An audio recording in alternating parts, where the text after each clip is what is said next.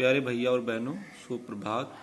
आज हम कक्षा 11 में फिजिक्स के चैप्टर नंबर 3 विमीय विश्लेषण का सेकंड लेक्चर पढ़ेंगे। इसमें आज हमारा टॉपिक है विमा का तृतीय अनुप्रयोग। हम विमा का प्रथम और द्वितीय अनुप्रयोग पहले पढ़ चुके हैं, आज है तृतीय अनुप्रयोग। इसमें विमा के तृतीय अनुप्रयोग में यदि हमें किसी भौतिक राशि के बारे में यह ज्ञात हो कि वह अमुक अमुक भौतिक राशियों पर निर्भर करती है, तो हम विमीय संतुलन के द्वारा उन राशियों के बीच संबंध स्थापित कर सकते हैं, अर्थात सूत्र प्राप्त कर सकते हैं। जैसे उदाहरण दिया है, एक सरल लोलक का आवर्तकाल t, उसके गोलक के द्रव्यमान m व धागे की लंबाई l तथा गुरुत्व त्वरण g पर निर्भर करता है। यानी t जो है m, l और g पर निर्भर करता है। सरल लोलक का आवर्तकाल ज्ञात कीजिए, हमें t का सूत्र प्राप्त करना है। सरल लोलक को अंग्रेजी में पेंडुलम कहते हैं, जिसे मैंने इस चित्र में दिखाया है। ये एक दृढ़ आधार जैसे दीवार है, उस पर एक धागा बंधा है जिसकी लंबाई l है। इस धागे के नीचे एक गोला बंधा है, ठोस गोला, जिसका द्रव्यमान m है। इसे गोलक कहते हैं।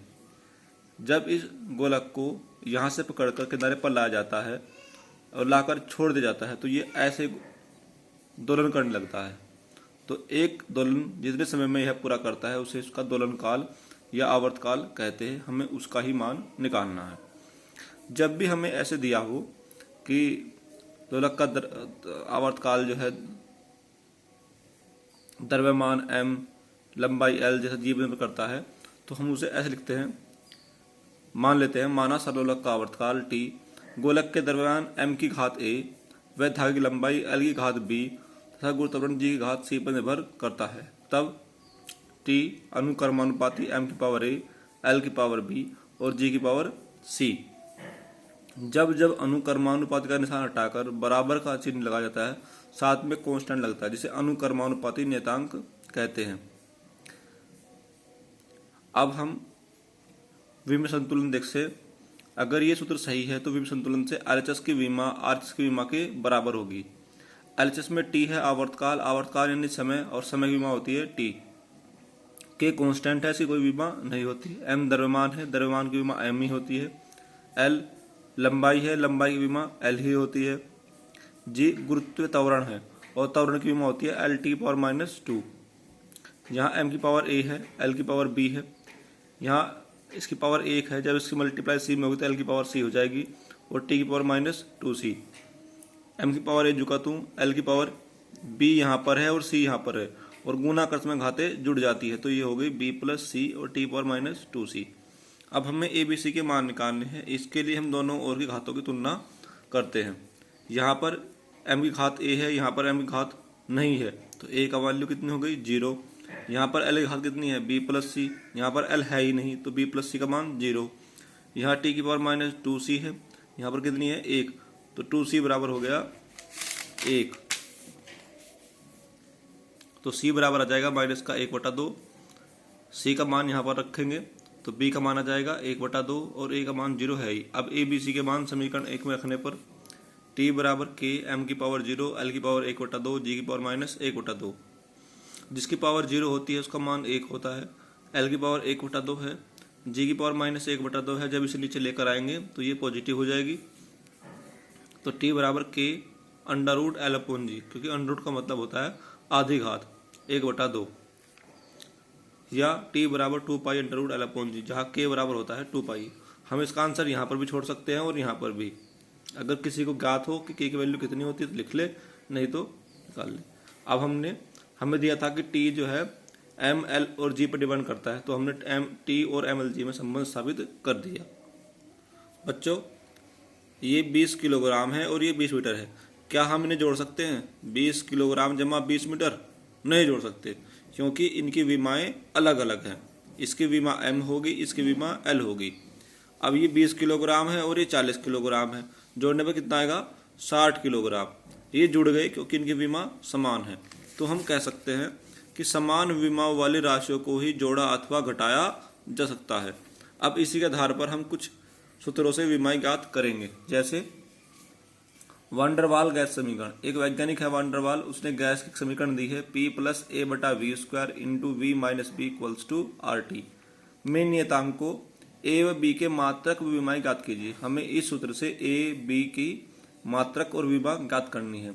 इसमें P दाब है, V आयतन है, R गैस नियतांक है और T टेम्परेचर यानी ताप है। नाउ दिया है P + A/V² into V - B equals to RT। अब हमें A की विमा निकालनी है और B की विमा निकालनी है। हम देखते हैं कि ये A/V² पूरा का पूरा P में जुड़ रहा है, तो समान विमाओं वाली राशियों को जोड़ा तो हटा सकता है। तो यहाँ से कह सकते हैं हम कि P का मात्रक बराबर होगा A/V² के मात्रक के, क्योंकि दोनों आपस में जुड़ रहे हैं। तो हमें निकालना A का है, तो P की गुना कर दी कहाँ पे, V में, V² गुना कर दी P में, तो आएगा A का मात्रक बराबर PV² का मात्रक। अब P क्या होता है, दाब, दाब का मात्रक होता है न्यूटन प्रति मीटर स्क्वायर और आयतन का मीटर की पावर 3 का होल स्क्वायर। अगर ज्ञात ना हो तो मैंने यहाँ पर लिखा है, सोल्व किया है, दाब बराबर होता है बल बटे क्षेत्रफल। तो दाब का मात्रक हो गया, बल का मात्रक होता है न्यूटन और क्षेत्रफल का मीटर स्क्वायर। तो विमा हो गई बल की mL/T⁻², और क्षेत्रफल की L की पावर 2। L की पावर 2 जब ऊपर जाएगी तो माइनस की हो जाएंगी, 2 में से 1 गया 1, L की पावर -T। ये दाब की निकाल दी। ऐसे ही नीचे मैंने आयतन की निकाली है। आयतन का सूत्र होता है लंबाई गुना चौड़ाई गुना ऊंचाई। तो लंबाई को मीटर से नापते हैं, चौड़ाई को मीटर से नापते हैं, ऊंचाई को मीटर से नापते हैं, तो ये होगा मीटर मीटर मीटर की पावर 3, और इसकी विमा हो गई L की पावर 3। यहाँ से आप इस्तेमाल कर सकते हैं। तो यहाँ पर 3 दूना 6, तो न्यूटन मीटर की पावर 6 बटे मीटर स्क्वायर। जब मीटर की पावर 2 ऊपर जाएंगी तो ये घट जाएंगे, 6 में से 2 गए 4, तो ये आ गया A का मात्रक। अब निकालनी है A की विमा, यहीं से निकाल लेंगे। जैसे A का मात्रक PV² के मात्रक के बराबर है, ऐसे ही A की विमा PV² की विमा के भी बराबर है। P की विमा ये रखी है और V की विमा ये रखी है। 3 दूनी 6, L की पावर 6 हो गई, यहाँ पर L की पावर -1 है, ये प्लस की 6 है, 6 में से 1 गए 5, तो mL की पावर 5 T⁻²। ऐसे ही हमें हम B की विमा निकालनी है। अब देखते हैं हम B कहाँ है, ये B कहाँ है, V में से घट रहा है, तो समान विमा वाली राशि से कोई जोड़ा तो घटा सकता है, तो V की विमा B की विमा के बराबर होगी। B का मात्रक बराबर V का मात्रक, और V क्या है, आयतन, आयतन का मात्रक होता है मीटर की पावर 3। ऐसे ही B की विमा V की विमा के बराबर, V की विमा L की पावर 3।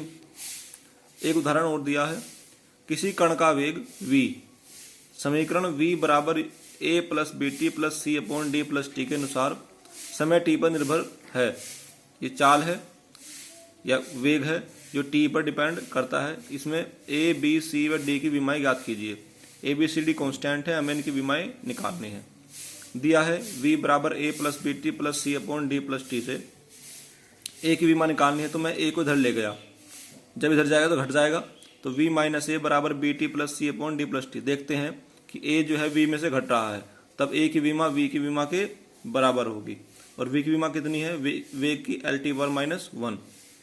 अब B की विमा निकालनी है, तो हम देखते हैं समीकरण 1 में कि A में BT जुड़ रहा है, तो A की विमा बराबर BT की विमा, तो A की विमा बराबर BT की विमा। निकालनी B की है, तो T कहाँ चला जाएगा, A के बटे में, तो B की विमा बराबर A/T की विमा। A की विमा L/T⁻1 अभी निकाल ली थी, और T की विमा समय की T है, T की पावर 1 है, जब ऊपर जाएगी तो माइनस की हो जाएगी, 1 और 1 2। अब निकालनी है हमें D की विमा।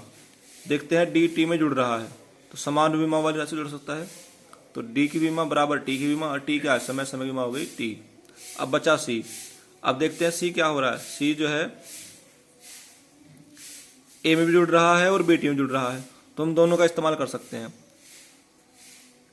BT + C/D + T। हमें C की विमा निकालनी है, तो BT की विमा बराबर हो गई C/D + T की विमा, D + T की मल्टीप्लाई इसमें हो गई, तो BT × D + T की विमा।